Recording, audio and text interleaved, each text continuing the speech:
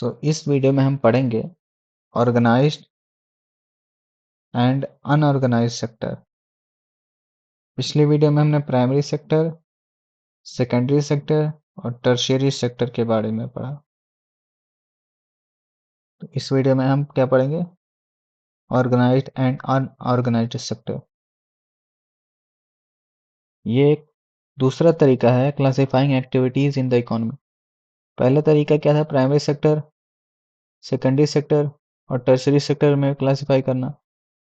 और ये दूसरा तरीका है क्लासिफाइंग एक्टिविटीज, हमारे आसपास जो काम हो रहे होते हैं उसको क्लासिफाई करने का ये दूसरा तरीका। एग्जाम्पल ले लो, एक औरत है कांता, जो अपने ऑफिस में काम करती है। उसका क्या है कि ऑफिस उसका टाइम टू टाइम है कि 9 बजे जाती है, 5 बजे आ जाती। ठीक है, टाइमिंग उसकी फिक्स है। उसकी सैलरी टाइम टू टाइम आ जाती है। उसको पेड हॉलीडे मिलता है, मतलब कि अगर वो छुट्टी भी लेती है तो उसका जो पैसा है वो काटा नहीं जाता है। और जॉब सिक्योरिटी भी है कि उसे कभी भी ऐसे डर नहीं रहेगा कि उसको निकाल दिया गया। और वो जो उसका जॉब है उसमें टर्म्स एंड कंडीशन दिया गया है, पेपर वर्क है। प्रॉपर पेपर के साथ उसको बताया गया है कि आपका जॉब इतने सैलरी का है और ये सब आपका वो वर्किंग आवर है। और अगर वो एक्स्ट्रा काम करती है तो उसे एक्स्ट्रा इनकम भी मिलता है। और उसको क्या है, हेल्थ सिक्योरिटी भी है। उसको हेल्थ सिक्योरिटी भी मिलती है। और क्या है, उसको प्रोविडेंट फंड भी मिलता है, मतलब उसको पेंशन फंड भी मिलता है। मतलब उसको काफ़ी ज़्यादा चीज़ें, सुविधाएं उसकी हैं। और दूसरी तरफ हम ले लें एग्जाम्पल ऑफ शुभम। शुभम उसका पड़ोसी है जो कि एक ग्रोसरी स्टोर में काम करता है। वो वहाँ पे दिन भर काम करता है। टाइमिंग उसकी फिक्स नहीं है। 9 से 9 बजे जाता है, कभी 10 बजे आता है रात में, कभी 11 बज जाता है। ये उसका शेड्यूल है। उसको कोई अलाउंसेस नहीं मिलते हैं, पेड हॉलीडे भी नहीं है, मतलब कि अगर वो छुट्टी मारता है तो उसकी जो सैलरी है वो काट ली जाती है।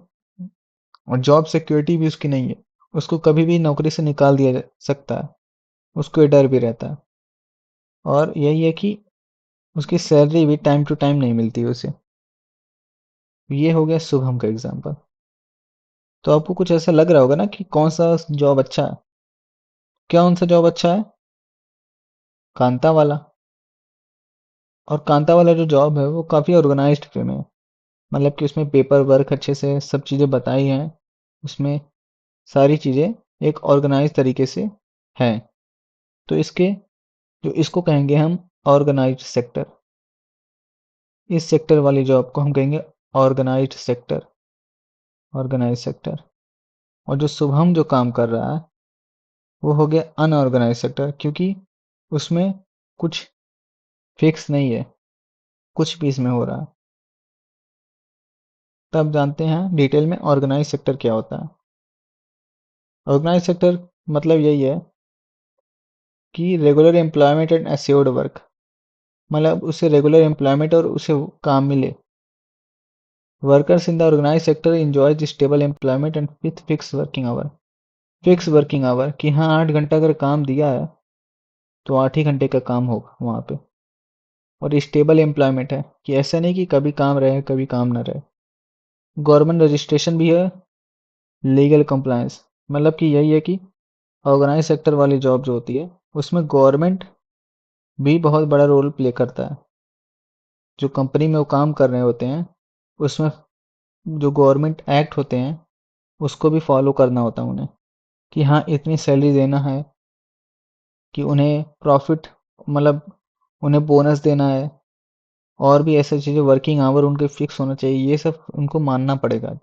उनको कंपलसरी है मानना।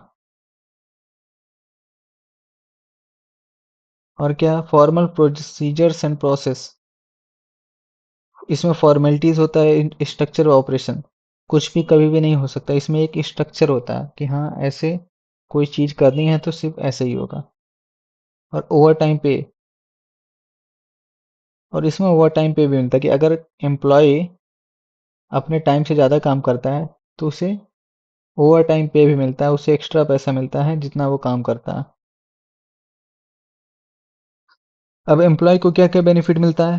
पेड लीव मिलता है ऑर्गेनाइज सेक्टर में, प्रोविडेंट फंड मतलब वही पेंशन फंड वगैरह टाइप में, ग्रेट्युटी पेमेंट मतलब उसको कुछ बोनस मिलता रहता है, मेडिकल बेनिफिट मिलता है, उसको प्रॉपर हेल्थ केयर फैसिलिटी मिलती है, work place safety and facility, इसमें वर्क प्लेस सेफ्टी भी रहता है और फैसिलिटीज़ अच्छी रहती हैं, providing essential facilities such as drinking water, ensuring safe working environment होता है वहाँ पे, सुविधाएं अच्छी होती हैं, रिटायर बेनिफिट, वही कि पेंशन अपॉन रिटायरमेंट भी मिलता है उन्हें।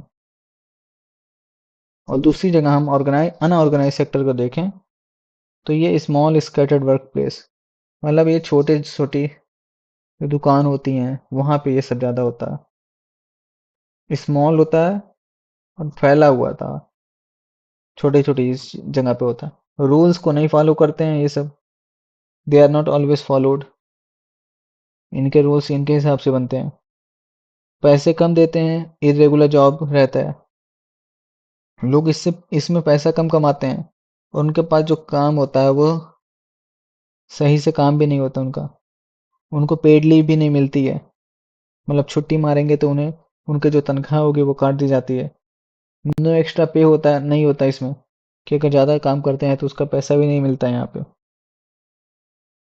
जॉब इनसिक्योरिटी होती है, people can loss their job at any time, लोग अपनी जॉब कभी भी खो सकते हैं इसमें, सीजनल वर्क होता है,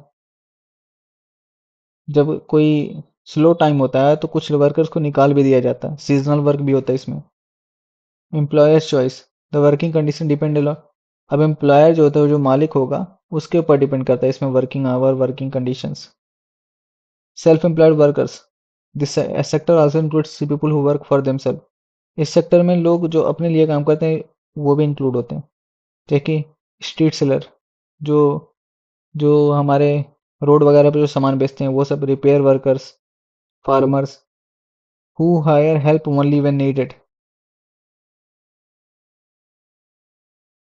वही कि जो फुल्की चाट वगैरह वाले वो अनऑर्गेनाइज सेक्टर में आते हैं। तो अब बात आती है how to protect workers in unorganised sector, how to protect, पहले देख लेते हैं ऑर्गेनाइज वर्सेस अनऑर्गेनाइज जॉब्स का। Organised jobs are the most popular, organised jobs most popular है क्योंकि इसमें जॉब सिक्योरिटी है, पैसा इसमें अच्छी है और इसमें काम भी कम रहता है, फिक्स रहता है, तो लोग अपने लिए और फैमिली के लिए ज़्यादा टाइम दे पाते हैं, तो लोग ज़्यादा इसे प्रेफर करते हैं। लेकिन जो इसका डेवलपमेंट है वो स्लो हो रहा है, मतलब इसमें उतनी एम्प्लॉयमेंट अपॉर्चुनिटीज़ है नहीं जितनी होनी चाहिए,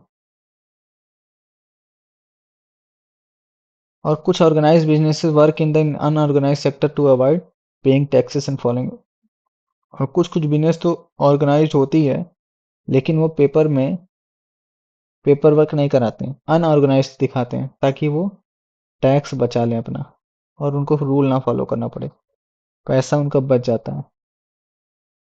अब प्रॉब्लम्स क्या है अनऑर्गेनाइज सेक्टर में?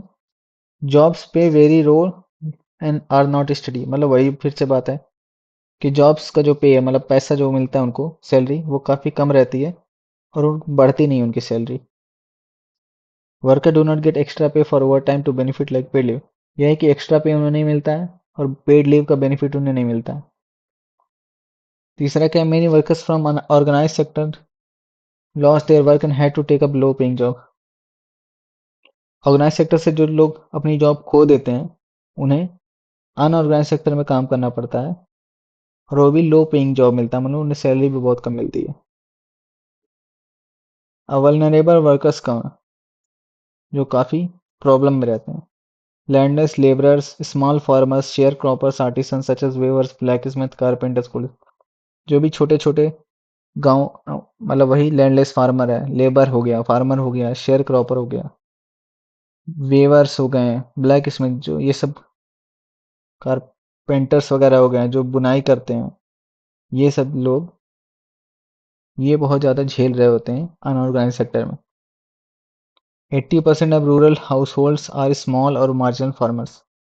80% जो रूरल हाउस होल्ड है, गाँव की जो जनसंख्या है, वो स्मॉल और मार्जिनल फार्मर से जुड़ी है। This farmer need help with getting seeds. उन्हें ये सब सीड, उन्हें एग्रीकल्चर इनपुट्स के लिए उन्हें क्या चाहिए, एग्रीकल्चर के लिए उन्हें सामान चाहिए होता है, क्रेडिट चाहिए होता है, स्टोरेज चाहिए होता है, मार्केटिंग चाहिए होती है, उन्हें सीड्स चाहिए होती हैं। तो ये सब ये बहुत ज़्यादा प्रॉब्लम फेस करते हैं।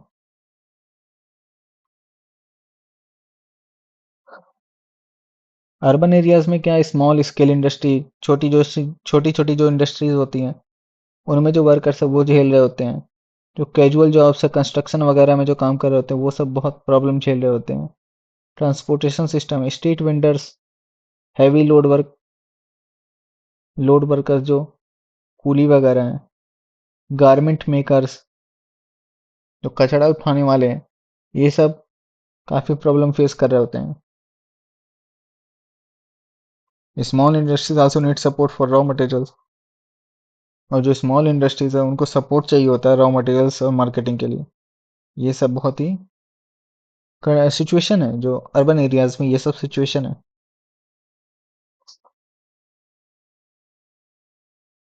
सोशल कंसर्न क्या है इसका? Many workers from scheduled caste, tribes and backward community work in the unorganised sector.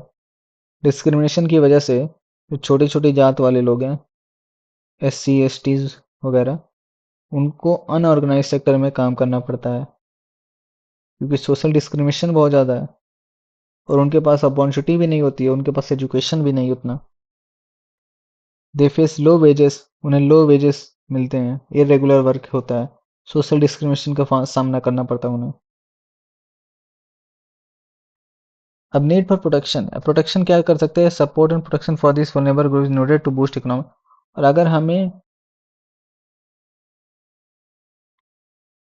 इनको डेवलप करना है, इन सभी फील्ड्स को, अनऑर्गेनाइज सेक्टर वालों को, तो हमें कुछ कुछ अपनी पॉलिसीज में अच्छा करना होगा, ताकि इनका हम इकोनॉमिक एंड सोशल डेवलपमेंट कर सकें। नेक्स्ट वीडियो होगी public sector and private sector,